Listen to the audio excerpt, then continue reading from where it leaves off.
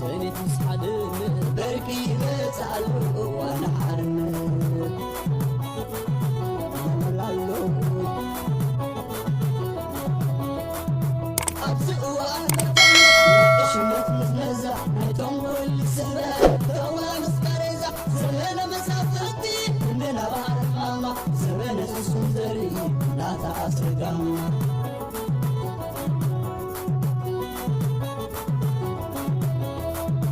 زمن يهودا بالتعبيد نقوليا درباب وانجب ومسلم خياري صبرتا وهاي سيني تسحدن بركي بتعلو وانا حرن بركي بتعلو وانا حرن قدي حلفان قزي مارن بركي بتعلو وانا حرن سلام زغبركم تخاتل تيمانا إنفو ميديا كما يتوعلو نلومي عربي على عسرته ورشوعات غلتشان عسران شدشتن كم تلمود زتفلاليو وانا ويان حاد صرت زعباتتن الزيناتاتن حيزلكم متيلخو مكتالكم يعدم بقدم نتقرب لكم كبرات تخاتلتي كاب حدا تخاتلينا زخونو أبونا بروفيسور آريا دبساي كاب حبرات منقصات أمريكا ناب حزبي زسدد وحانتي محصنتا الله اباتاو محصنتا مالتي اذا محصنتا زيا ابز مدبكا اقرب الليلومني انا بزهابوني مسرت نزا صحفتي كم زلاتانا باخون كبلاي سخاتكم دما نزي توهيبو زلو رئيتو حسابن ريخم مرميركم حسابات كتبلو نعومون كتتابعوم بزا غاطامي كلابوكم يدلي سلازي نابتا صحفتي خدمت خلنا أباتاو محصنتا ناب كلهم برو مصاي حزبي إرترا زدليو إرتراويان دياسبورا بأرأيا دبسايا تبل كأند مغنيات مصحفيين نخلهم أوص هاجرا زنبرو تقالستي نفتحي إرتراويان حواتين حتين نتي أبز اوان بتاناي مزغبان مرجان كوميشن زكايد زلو ناي مزغبا كيدي بمولو لبيك تساتفو كمحصنكم سلازدلوخيه اتي ناي موداتاو علامه ناي زمسرح مزغبا اتي خلاتنا ان بهغون ان منيون ኣብ ሃገርና ዲሞክራሲያዊ ለውጢ ንኽመጽእ ኣገዳሲ ተራ ዝፃወት ወካለ ኣካል ብምርጫኹም ንምቋሚ እዚ ኣካል ብህዝቢ ተመሪጡ ተሓታትነቱ ንህዝቢ ስለ ዝኸውን ነቲ ኣብ ቃልቲ ዲሞክራሲያዊ ለውጢ ክሳብ ሕጂ ዝጎደለ ሓድነት ሕጋዊ ተቐባልነት ንምውሃድን ከማልእ ይኽእል እዩ ሕልሚ ናይ ብሩህ መጻኢ ህዝቢ ኤርትራ ክውን ምእንቲ ክኸውን እቶም መወዳእታ ናይቲ ንነዊሕ ዓመታት ዝቐጸለ ስቃይን መከራን ኤርትራ ክርእዩ زمنيو وغنات اب حدا حبراو علامه خحبرو اللو اذا علامه دما ابتا النفكر هاجرنا ملكي موغادن مغدينا ديمقراسين فتحن لعلنا حقن كون مغبارني كلنا خم نفلطو ارترالومي حانتي خابتن زدخي هاجرات عالميه حزبا بتتصورنتن صناعتن سرح عقر صقاتات تونن انكوان تخونت نويح عمتات ملكاو محدرا نتهاجر ببوليتيكا تنصيلا بقطبا عبد حرت بمحبراو مداي دما كفافيلوا يركب ኤርትራ بمتن ህዝባ ሓንቲ ካብተን ልዑል ቁጽሪ ስደተኛታት ዘፍሪ ሃገራት ዓለም ኮይና ኣላ እቲ ዝሕዝን ድማ እቲ ስርዓት ክሳብ ሕጂ ነቲ ኣዝዩ ዝኸበረ ሃብቲ ሃገር መንሰያታ ካብ ሃገሮም ሃፂሎም ክጠፍኡ ይገብር ኣሎ ብዙሓት ኤርትራውያን መንሰያት ከዓ ናጽነት ዕድልን ተስፋን ንምርካብ ዓዶም ክገድፉ ይግደዱ ኣለዉ እዚ ዝሕዝን ኩነነት እዚ ፖለቲካዊ ምትእስሳርና ውድባዊ ኣባልነትና ኣውራጃዊ ድሕረ ባይታና ወይ ሃይማኖታዊ እምነትና ብዘይገድስ መጻኢ ወለደታት ብሰላም ብኽብረትን ብልጽግና ዝነብሩላ ዲሞክራሲያዊት ኤርትራ ክንሃንጽ ንሓበራዊ ዕላማ ክንሰርሕ ከገድደና ይግባእ ኮሚሽን ምዝገባን ምርጫን ናብዚ ዕላማ ገዳሲ ስጉምቲ ክንወስድ ዕድል ፈጢሩና ኣሎ ስለዚ ከዓ ኣነ ንኹሉ ንፍትሒ ዝቃለስ ኤርትራዊ ዲያስፖራ ክምዝገብ እምሕፀል ኮሚሽን ምዝገባን ምርጫን ብኸመይ ኣገባብ ዝቆመ ኣካል እዩ ብዛዕባ ስራሕ ናይ ኮሚሽን ምዝገባን ምርጫን ዝያዳ ኣፍልጦ ዝደልዩ ወገናት ከዓ እዚ ኮሚሽን ካብቲ ብክፉት ማኣዲ ዘተ ዝተኻየደ ቀጻሊ ዘተታት ዝተወልደ ኣካል እዩ ክፉት ማኣዲ ዘተ KMZ ብ2021 በአብ ስዊዘርላንድ ጀርመን ካልኦት ኤውሮጳውያን ሃገራት ኣሜሪካን ካናዳን ዝነብሩ ጉዱሳት ኤርትራውያን ተመስሪቱ አባላት ክፉት ማኣዲ ዘተወትሩ ሰንበት ብስሩዕ እናተራኽቡ ኣብ ኤርትራ ዲሞክራሲያዊ ለውጢ ንኽመጽእ እንታይ ክንገብር ኣለና ኣብ ዝብል ዝመያየጥሉ ንኹሉ ሓሳቡ ኣወንታ ክበርክትን ኣብ ዘተ ንኽሳተፍን ፈቃደኛ ክፉት ዝኾነ ናይ ምምይጥ መድረኽ እዩ ኣብ ሓደ ካብተን ሰናብቲ ተሳትፍቲ ብዛዕባ ተቃለስቲ ንፍትሒ ኤርትራውያን ዲያስፖራ ዲሞክራሲያዊ ለውጢ ንምምጻእ እንታይ ክግበር ከም ዝኽእል ድሕሪ ምዝታይ ብዝቐልጠፈ ኣብ ሓበራዊ ምርዳእ ተበፂሑ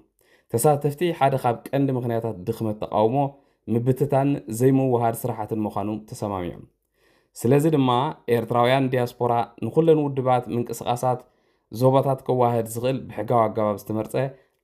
ዓለም ለኻዊ ውክልና ዘለዎ ኣካል ከም ዘደሊ ወሲኖም ድሕሪ ብወከልቲ ዝተፈላለዩ ውድባትን ውልቀ ንጡፋት ኣባላትን ተቃውሞን ተሳተፉ ካልእ ኣኼባ ተኻይዱ ኣብኡ ድማ ካብ ዝተፈላለዩ ንጡፋት ጉጅለታት ዝቆመ ኣካል ብምትሕብባር ክቀውም ተሰማሚዖም ሓላፍነቱ ድማ ዓለም ለኻዊ ውክልና ዘለዎ ኣካል ብዲሞክራሲያዊ ኣገባብ መስርሕ ምርጫ ምድላው ነበረ እታ ነዚ ክትዓምም ዝተመዘዘት ኣሳላጢት ኣካል ናይ ክፉት ማዕዲ ዘተ KMZ እቲ ዓለም ለኻዊ ውክልና ኣካል ሕጋውነት ክህልዎ ብኩሎም ተቃለስቲ ንፍትሕን ዲሞክራሲን ዝድግፉን ኤርትራውያን ዲያስፖራ ክምረፅን ንዕኦም ተሓታቲ ክኸውን ከም ዘለዎ ተሰማሚዓ ከምኡውን እዚ ኣካል ነቶም ዲሞክራሲያዊ ለውጢ ፍትሕን ልዕልና ሕግን ዝደልዩ ኤርትራውያን ሓበራዊ ባህጊ ክውክል ከም ዘለዎ ተሰማሚዓ ነዚ ዕላማ ንምትግባር ከዓ ብ30 ነሓሰ 2025 ኮሚሽን ምዝገባን ምርጫን ብምርጫ ህዝቢ ቆይሙ እቲ ኮሚሽን ስርዓት ምዝገባ ኣዳልዩ ድሮ ምዝገባ የካይድ ኣሎ ቅጥዒ ምዝገባ ምሕፅንታ ናብ እዞም ዝስዕቡ ወገናት እዩ ኩለን ኤርትራውያን ፖለቲካዊ ውድባትን ምንቅስቓሳትን ብርጌድ ንሓምዱ ምንቅስቓስ ይኣክል ምንቅስቓስ ብሩህ መጻኢ ፈልሲ ማሕበራት ደቂ ኣንስትዮ ኤርትራ ከምኡውን ኣብ ዝኾነ ውድብ ዘይተኣሳሰሩ ብስቃይ ህዝቢ ኤርትራ ዝግደሱን ልዕላውነትን ግዛእታዊ ሓድነትን ኤርትራ ዝኣምኑ ኩሎም ኤርትራውያን ስለዚ ክትምዝገቡን ኣብ መስርሕ ምርጫ ክትሳተፉን ንኩሎም ብኣኽብሮት ከም እምሕፀነኩም ብተሳታፍነትኩም ከዓ ንኩሎም ኤርትራውያን ውድባዊ ዞባዊ ሃይማኖታዊ ወይ ፖለቲካዊ መስመራት ኣብ ሓደ ዕላማ ዘምፅእ ሕጋዊ ውክልና ዘለዎ ዓለም ለኻዊ ኣካል ምቋም ክትክእሉ ኢኹም እዚ ካብ ምፍልላይ ናብ ሓባራዊ ስራሕ ክንሰግር ዕድል ዝህበና እዩ ኣብ ኤርትራ ዲሞክራሲያዊ ለውጢ ንምምጻእ ብሓቂ ድልዋት እንተኮይና ፍቃድን ድሌትን ህዝቢ ኤርትራ ብብቕዓት ክውክሉን ክንቀሳቀሱን ዝኽእሉ ትካላት ንምህናፅ ብተመሳሳሊ ተወፋይነት ክንሰርሕ ይግባእ ስለዚ ድማ ብዘይ ምድንጓይ ሕጂ ክትምዝገቡ ደጋጊመ ይምሕፀነኩም ምሕፅንታይ ናብ ኤርትራውያን መራሕቲ ፖለቲካዊ ውድባትን ምንቅስቓሳትን ኣነ ነቶም ኤርትራውያን ብመራሕቲ ፖለቲካዊ ውድባትን ምንቅስቓሳትን ኣብ ዝሓለፈ ዓመታት ብዙሕ መስዋዕትን ጽንዓትን ብምኽፋል ኣብ ኤርትራ ስርዓተ ዲሞክራሲ ብዙሕነት ሰልፍታት ንምትካል ዘርኣይዎ ተወፋይነት ዓብ ኣኽብሮት ኣለኒ እቲ ራእይ ዲሞክራሲያዊት ኤርትራ ኣብ ፖለቲካዊ ብዙሕነት ፍትሕን ልዕልና ሓግን ዝተመስረተ ናይ ኩሎም ፍትሒ ተቃለስቲ ንፍትሒ ሓበራዊ ሕልሚ እዩ ይኹን እምበር ኤርትራ ናብ ስርዓተ ዲሞክራሲን ብዙሕነት ሰልፍታትን ቅድሚ ምስጋራ ቀዳማይን ኣገዳስን ዕላማና ነቲ ሕጂ ዘሎ ምልካዊ ስርዓት ምእላይ እዩ ምእላይ ምልካዊ ምልክን ምፍጣር ኩነታት ዲሞክራሲያዊ ምሕደራን ናይ ፖለቲካዊ ውድባትን ወይ ምንቅስቓሳትን ሓላፍነት ጥራሕ ክኸውን የብሉን ቀፂሉ ዘቕርበልኩም ክቡራት ተኸታተልቲ ሰራዊት ኤርትራ ካብ ከባቢ ዶባት ናይ ትግራይ በብሓደ ይስሕብ ከም ዘሎ ዝተፈላለዩ ምንጭታት ገሊፆም ኣለው ኣነ ብወገነይ ብዘረኸብኩ ሓበሬታ ብፍላይ ካብቲ ቦታ ካብ ዛላምበሳ ዝረኸብኩ ሓበሬታ ሰራዊት ኤርትራ ንልዕሊ 2 ዓመት ከምኡን ላዕልን ኣቐሚጥዎ ዝፀንሐ ኬላታት ወይ ከዓ መፈተሺ ነቆጣታት ኣልዒሉ ናብ ውሽጢ መሬት ኤርትራ ወፂኡ ከም ዘሎ ካብቶም ነበርቲ ብቐጥታ ዝረኸብኩ ሓበሬታ እዩ እዚ ንምንታይ ዕላማ ይኾም ዝገብር ዘሎ ሰራዊት ኤርትራ ዝተፈልጠ ነገር የለን ከም ዝፍለጥ ኩሉ ግዜ ሰራዊት ኤርትራ ምንቅስቓሳቱ ምስጢራውን ካብዚ ናብዚ ላዕልን ታሕትን ዝብል ምንቅስቓስ ምዃኑ ተፈሊጡሎ ከምዚ ድሕር ገይሩ እዚ ሓደ ፖዚቲቭ ወይ ከዓ ኣዎንታዊ ዝኾነ ስጉምቲ ብፍላይ ኣብ እዚ ንብሎ ዘለና ከባቢታት እቲ ህዝቢ ተመሊሱ ዝበሃል ስቑኢልካ ንፕሮፓጋንዳ ተዘይኮይኑ እቲ ዝበዝሕ ናይዚ ከባቢታት ናይ ትግራይ ከባቢ ዛላምበሳን ከባቢኣን ዝርከብ እቲ ተፈናቃሊ ኣብ ከባቢ ዓዲግራትን ካልእ ከባቢታት ናይ ትግራይን ተፈናቂሉ ንነዊሕ እዋን ኣብኡ ዘሎ ሕጂ ግን ሰባት ብዘይ ዝኾነ ተፍትሽ ናብቲ ቦታ ክኣቱን ክወፁን ጀሚሮም ከም ዘለው ሎማዓንቲ ፅቡቕ ሓበሬታ ረኺበ ኣለኹ እዚ ሓደ ካብ ደስ ዝብል ምዕባለታት እዩ ዋላ እኳ ህግደፍ ዝእመን እንተዘይኮነ ኮይኑ ግን ከምዚ ዓይነት ነገራት እውን ደስ ዝብልን ክሕጉሰና ዝግብኦ ነገር ምዃኑ በዚ ኣጋጣሚ ክሕብር ይፈቱ ካልእ ዘቕርበልኩም ድማ ክቡራት ተኸታተልቲ እታ ብተደጋጋሚ ብዙሕ ሽግራት ዝገጥማ ዘሎ ከተማ ኣስመራ ሕጂ እውን ኣብዚ ዝሓለፈ ሳምንታት ብዝሃረመ ብርቱዕ ዝናብ ኩሎም ጎደናታት ናይ ኣስመራ ብከምዚ ትሪእዎ ዘለኹም ዝሰክፍ ኣገባብ መሊኡ ጎደናታታ ብማይ ክዕለቕልቕ ከሎ ዘርኢ ምስልታት ካብ ኣብ ማሕበራዊ ሚድያ ተዘርጊሑ ኣሎ መቸም ኣብ ዝሓለፈ ዓመታት እውን ብብዝሒ ርኢናየና እዚ ፀገማት እዚ ክሳብ ኣቦታት ብብሽክለታ ገይሮም እንዳኸዱ ከለዉ ኣብ ማእኸል ከተማ ኣስመራ ብውሕጅ ክውሰዱ ዝረኣናሉ ቪድዮታት እውን ኣሎ እዩ እዚ ሽግር እዚ ካበይ ዝመፅእ እንተኢልኩም ክቡራት ሰማዕተይ እቲ ኣብ ኤርትራ ብፍላይ ከምዘን ዓበይቲ ከተማታት ኣክቹዋሊ ኣብ ኤርትራ ዳርጋ እታ ኣስመራ ወይ 2-3 ከተማታት ከም በዓል ደቀ ማሕረ ገለ ዝበላ ከተማታት እዩ ናይ ረሳሕ ማይ ካናላይዜሽን ወይ ካናሊዛሲዮን ዝብልዎ በዛ ዓዲ ክህልዎ ዝኽእል እምበር ካልኦት ከተማታት ዘለወን የብለን እቲ ሽቓቕ ዝጥቀመሉ ህዝባዊ ሽቓቕ እውን ከም ትፈልጥዎ እዩ ወይ ኣብ በረኻ እዩ ወይ ድማ ኣብ ማእኸል ገዛ ብዝግበር ጉድጓድ እዩ ብዝሕዝን መልክዑ ግን ኣብ ከተማ ኣስመራ እቲ ብግዜ ጥልያን ጥራሕ ዝተሰርሐ ናይ መትረብ ናይ ረሳሕ ማይ መኽየዲ ብሙሉእ ተዓፅዩ ዳርጋ ኣሪጉ ኩሉ ከም ዝትሪእዎ ዘለኹም እዩ ዓመት መፀ ድማ ክራማት ኣብ ኤርትራ ክብገስ ከሎ ኣብ ከተማ ኣስመራ እዚ ዓይነት ሽግር ዳርጋ ልሙድ እንዳኾነ ይመፅእ ኣሎ ብጣዕሚ ዝሕዝን ኣብ 35 ዓመት ሙሉእ ንሓንቲ ርእሲ ከተማ ናይ ዝፈስስ ረሳሕ ማይ ጉድጓድ ከማን ክዕርየላ ዘይክእል ስርዓት እዛ ከተማ እዚኣ ኣብ ናይ ዓለም ለኸ ናይ እዚ ናይ ወርልድ ሄሪቴጅ ኣብኡ ኣመዝጊበያ ኢሉ ብዙሕ ክፍክር ክሪኦ ከለና ይሕፍረካ እዩ ብዓብዩ ነታ ሃገር ምልእቲ ናብ ናይ ጥንቲ ሙዝየም ቀይርዋ ከም ዘሎ ድማ በዚ ክትፈልጥ ትኽእል በዛ ኣጋጣሚ ግን ኣብ ብዙሕ ከባቢታት ኤርትራ ፍላይ ከበሳ ኤርትራ ፅቡቕ ዝናብ ይሃርም ከም ዘለውን ካብ ብዙሓት ሰባት ሰሚዕ ኣለኹ ካልእ ዝቕርበልኩም ክቡራት ተኸታተልቲ እዚ መንእሰይ እዚ ትዝክርዎ ዶ ወዲ 16 ዓመት ገለቢሉ ዝኸውን ኣብ ዓዲ እንግሊዝ ኣብ 2025 ዓመ ማለት እዩ ብክልተ መንእሰያት ዝተቐትለ እዩ እዚ መንእሰይ እዚ ምስኦም እንዳተዘናግዐ ከሎ ደቂ 15-16 ዝኾኑ መንእሰያት መሓዙት እዮም ኣክቹዋሊ ግን ቀቲሎሞ ሃሪሞም ቀቲሎሞ ነዚ መንእሰይ እዚ መንእሰይ ኤርትራዊ እዩ ብዙሓት ሰባት ትግራዋይ እዩ ገለ ይብሉ ግን ትግራዋይ ይኹን ኤርትራዊ ይኹን ብዘይገድስ እዚ መንእሰይ እዚ ሽዑ ተቐቲሉ ኣብ ዓዲ እንግሊዝ ብድሕሪኡ እቲ መስርሕ ፍርዲ ንዓመት ሙሉእ ክቕፅል ድሕሪ ምፅናሕ እቶም ነዚ ቆልዓ እዚ ዝቐተሉ ክልተ መንእሰያት ሎማዓንቲ ቤት ፍርዲ ነፃ ከም ዝለቐቖም ኣብ ማዕከናት ዜና ናይ ዓዲ እንግሊዝን ኣብዚ ናይ ቢቢሲ ትግርኛን ሓቢሩ ኣሎ ብጣዕሚ ዘሕፍር ስራሕ እዩ ብጣዕሚ ድማ ኣብ ዓለም ዓይኑ ዘፍጠጠ ዓሌትነት ከም ዘሎ ዘረድእ ስራሓት እዩ ትማሊ ሓንቲ ዜና ኣቕሪበልኩም ነይረ ኣብዚ ሕጂ እዋን ማዕከናት ዜና ኣሜሪካ እናዊፁ ዘሎ ሓደ ጉዳይ ኣብዚኣ እውን ኣቕሪበልኩም ነይረ ሓደ ወዲ 18 ዓመት ተፃዋታይ ኩዕሶ እግሪ ናይ ኣሜሪካ ምስ 3 ኣዕሩኽቱ ናብ ሓንቲ ደሴት ክዘናጋዕ ምስ ከደ እቶም 3 ኣዕሩኽቱ ነዚ መንእሰይ እዚ ኣብኡ ገዲፎሞ ተመሊሶም ሰለስቲኦም በታ ጃልባ ገይሮም ንሱ ግን ኣብኡ ሞይቱ ተረኺቡ ክሳብ ሕጂ እሳቶም ምስ ተመልሱ ሽዑ ንሽዑ በቃ ናይ ሕጊ ጠበቃታት ገይሮም ከይትትንክፉና ጥራሕዮም ኢሎም እቲ መንእሰይ ግን ተቐቲሉ ማለት እዩ ጸሊም ስለ ዝኾነ እሶም ከዓ ጸዓዱ እዮም ሰለስቲኦም ናይዚ ኤርትራዊ መንእሰይ እውን ተመሳሳሊ ኬዝ እዩ እዞም መንእሰያት እዚኦም ንዓመት ዝኸውን ዋላይ ተኣስሮም ከማን ፕሮሰሶም ናይ ሕጊ ፕሮሰስ ይካየድ ፀኒዑ ብነፃ ተሰዲዶም ኣለዉ ትማሊ ኣብ ብዙሕ ማዕከናት ዜና ትከታተሉ እንተውዒልኩም ብፍላይ ነዚ ኣብ ምዕራባዊ ዓለም ዝነብር ኩሉ ዓይነት ሕብረተሰብ እዚ ጸሊም ሕብረተሰብ ማለት ደቅኹም ምስ መን ከም ዝተዓራርኹን ምስ መን ከም ዝኸዱን ኣዝይኹም ክትፈልጡ ኣለኩም ዝብል ዓበይቲ ምኽርታት ካብ ዓበይቲ ጸለውቱ ዝኾኑ ሰባት እዩ ክዝረብ ኣምስዩ እዚ ብዙሕ ነገር ኣብ ግምት ዘእተወ እዩ ንምንታይ ከምኡ ዝብል ዘለኹ መስለኩም እዚ ዓሌትነት በቃ ሱር ዝሰደደ ዓሌትነት ኣሎ ዋላ ኣርተፊሻሊ ዕሮኽትኻ ዝመስሉ ንዓኻ ዝቐርቡ ወይ ንደቅኹም ዝቐርቡ ወይ ናይ ደቅኹም ሳክሰስ ዘይሕጉሶም ብዙሓት ሰባት ከም ዘለዉ ኣብ ግምት ክተእትዉ ይግባእ ማለት እዩ ሓደጋታት ኣየጋጥምን ማለት ኣይኮነን ግን እዚ ንሪኦ ዘለና ነገራት ርኡይ ዝኾነ ዓይኑ ዘፍጠጠ ዓሌትነት እዩ ቀፂለ ዝቕርበልኩም ክቡራት ተኸታተልቲ ኣብ ዝሓለፈ ግዜ ክሳብ ሕጂ ኣብ ኤርትራ ብተደጋጋሚ ካብ ዝተፈላለዩ ክፋላት ዓለም እዛ ኤርትራ ትበሃል ዓዲስ እንታይ ዓይነት ዓዲ ኢሎም ክርእዩ ዝኸዱ ብዙሓት ዩቱበራት ጋዜጠኛታት ፍሉጣት ሰባት ኣለዉ ሕጂ ኣብዚ ዝሓለፈ ቅድሚ 3-4 መዓልቲ ዝኸውን ኣብዚ እውን ዘቕረብኩልኩም ሓደ ዩቱበር ናብ ኤርትራ ተጓዒዙ ዘውፅኦ ምስጢራት ዘውፅኦ ሓቅታት ብጣዕሚ ዝገርም እዩ ኣብቲ ሃገር ዘሎ ኩነታት መነባብሮ ክሳብ ክንደይ ናይ ክፉእ ምዃኑ ንባዕሉ ሰንቢዱ እዩ ተመሊሱ ኣብ ከተማ ኣስመራ ነዳዲ ጥራሕ ንታክሲ ንሓንቲ ታክሲ ነዳዲ ንኽመልኡ 2 ወርሒ ሙሉእ ዝተፀበዩ ሰባት ኢንተርቪው ክገብረሎም ርኢና ኣብ ኣስመራ ኣብ ጎደና ሓርነት እውን ሰባት ረኺቡ ከዘራርቦም ከሎ እንታይ ኢሎም ከም ዝመለሱሉ እውን ኣብዚ ርኢኹሞ ነይርኩም ሕጂ በዚ ዝተቆጥዐ እዚ ድራር ዝበሃል ሓውና ኣሎ ብዚ ሃገር ስዊዘርላንድ ኣነ ብጣዕሚ ዝገርመኒ ናይቲ ወድሱ ክሳብ ክንዲዚ ሕልንኡ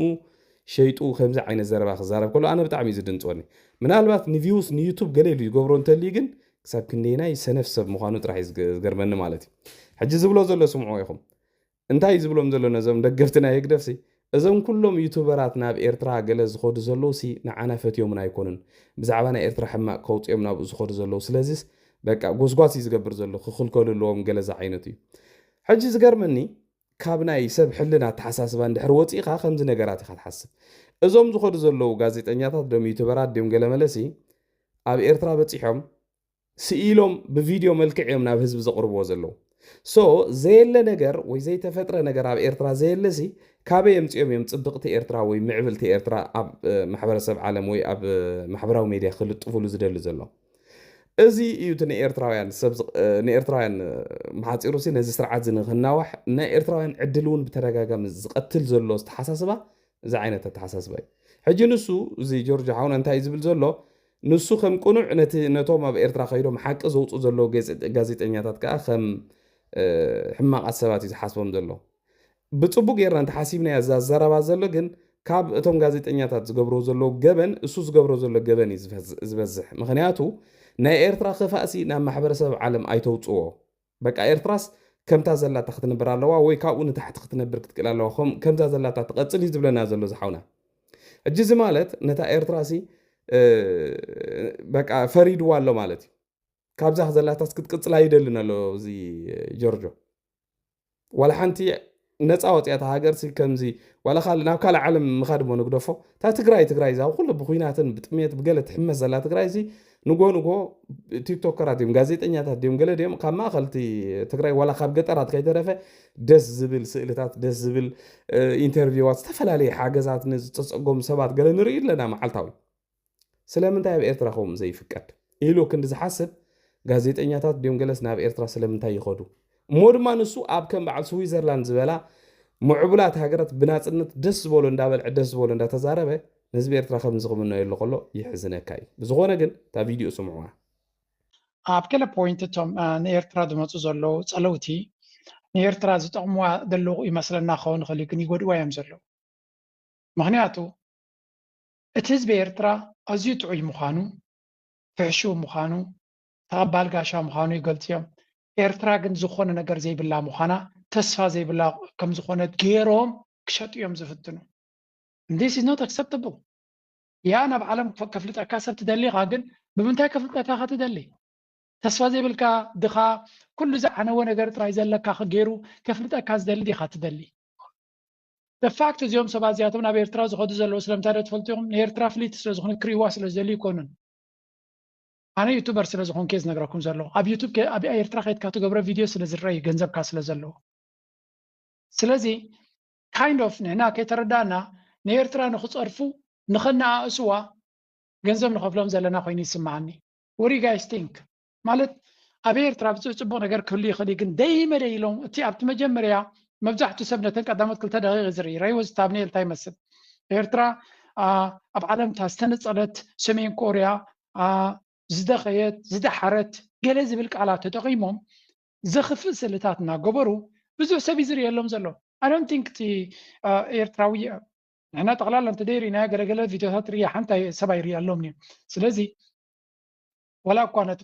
ኩንነት ናይቲ ዓድኻ እንዳኣሎም ዝገልፁ ዘለዉ ክትብሉ እንትኽእሉ ኢኹም ያ ኣብ ኤርትራ ከምኡ የለን ወይ እውን ፀገም የለን ይብል የለኹም ግን ግደ ሓቂ ኩሉ ግዜ እቲ ንኤርትራ ዝጥቀምሉ ቋንቋታት ክትሪኦ ከለኻ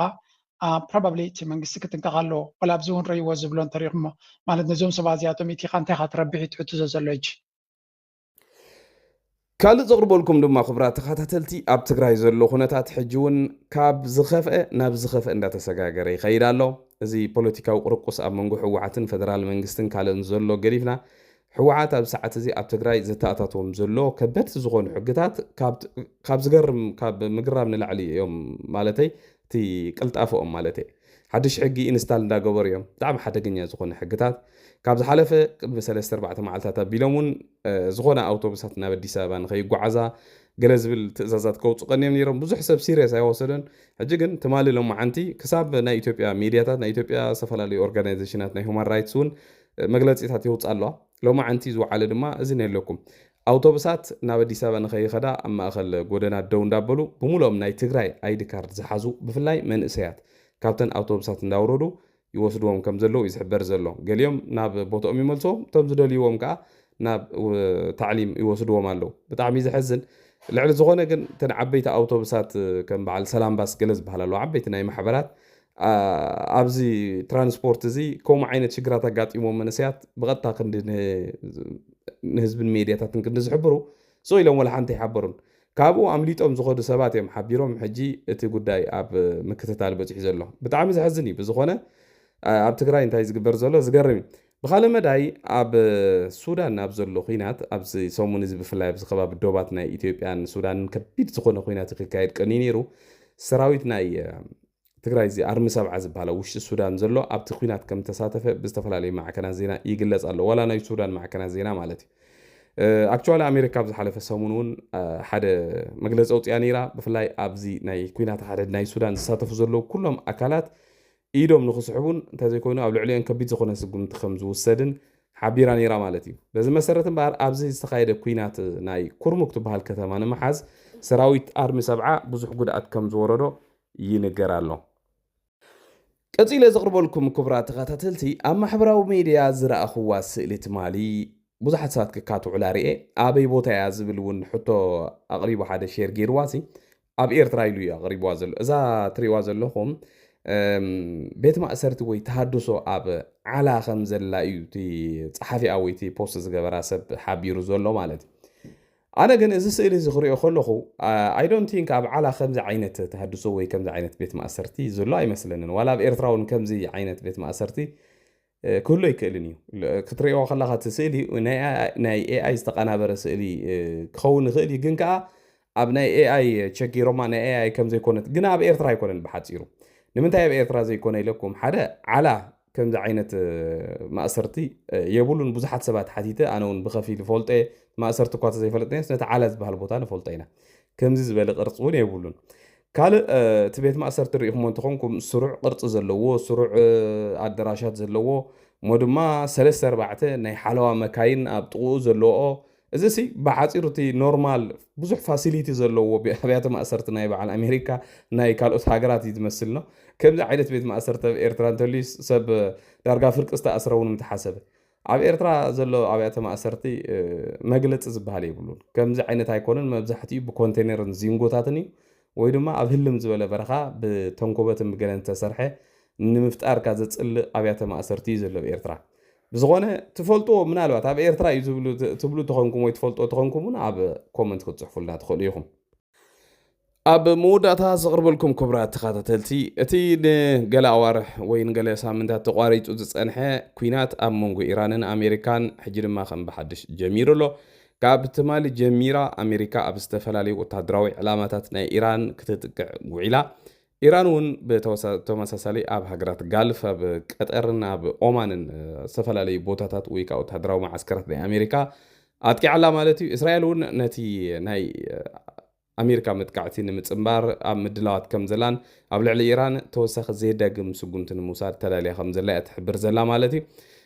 ሃገራት ጋልፍ ከም በዓል ዩናይትድ ኣረብ ኤሚሬትስ ምድላዋትን ወዲአን ኣለዋ እዩ ዝበሃል ዘሎ ብጣዕሚ ዝሕዝን እቲ ኩነታት ሕጂ እውን ቀፂሉ ማለት እዩ እንተኾነ ገለ ምንጭታት ከም ዝሕብርዎ እውን ኢራንን ኣሜሪካን እቲ ዝገብርኦ ዘለዋ ዝርርብ መሊሰን ኣብ ሃገረ ስዊዘርላንድ ኣብ ዝመፅእ ዘሎ ሳምንታት ክቕፅሎ ምዃነን ተሳሚዐን ከም ዘለዋ እውን ሎማዓንቲ ዜና ወፂኡ ኣሎ ግን ከምቲ ኣብ ዝሓለፈ ዝበልናዮ እዚ ክሰማማዕ ዝኽእላሉ መገዲ ብዙሕ ዘሎ ኮይኑ ኣይስማዓንን ምክንያቱ እቲ ጠንቂ ናይቲ ኩናት እቲ ኣብኡ ዘሎ ናይ ፕሮክሲ ኩናት ኣብ በዓል ሊብናን ኣብ በዓል የመን ኣብ ካልኦት ሃገራትን ብቐሊል ክሕከም ዝኽእል ነገር ኣይኮነን ዝኸበርኩም ተኸታተልቲ ንሎሚ ናይ ምሽት ኣዳልየልኩም ዝነበርኩ ሓፀርቲ መደባት ነዚ ዝመስል ኣብ ዝቕፅል መደብና ክሳብ ንራኸብ ድሓና ምስዩ